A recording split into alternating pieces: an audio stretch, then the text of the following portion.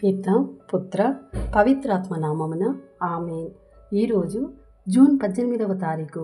మత్తయి సువార్త 6వ అధ్యాయము 1వ వచనము నుండి 6వ వచనం వరకు మరియు 16వ వచనము నుండి 18వ వచనం వరకు.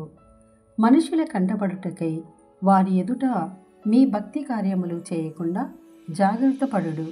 లేని ఎడల పరలోకమందలి మీ తండ్రి నుండి మీరు ఎట్టి బహుమానమును పొందలేరు. ప్రజల పొగడ్తలను పొందుటకై ప్రార్థనా మందిరములలో వీధులలోను డాంబికులు చేయునట్లు నీవు నీ దాన ధర్మములను మేళతాళములతో చేయవలదు. వారు అందుకు తగిన ఫలమును పొంది ఉన్నారని నేను నీతో వక్కారించుచున్నాను.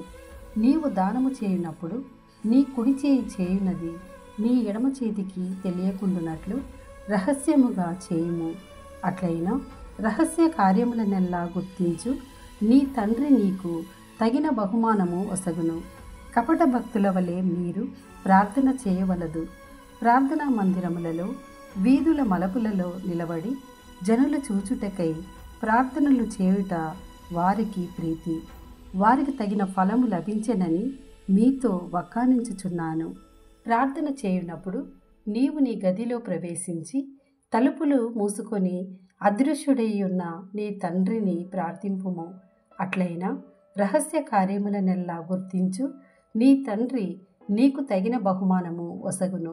మీరు ఉపవాసము చేయునప్పుడు కపట వేషధారుల వలె విచార వదనములతో ఉండకుడు. వారు తమ పరుల కంటపడుటకై విచార వదనములతో ఉపవాసముందురు.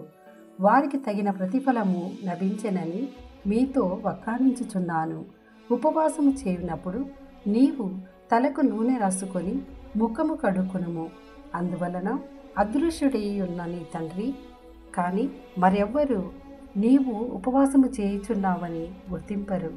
అట్లయినా రహస్య కార్యములనెల్లా గుర్తించు నీ తండ్రి నీకు తగిన బహుమానమును ఒసగును. ఇది ప్రభుని వాక్కు. సర్వేశ్వరునికి వందనములు.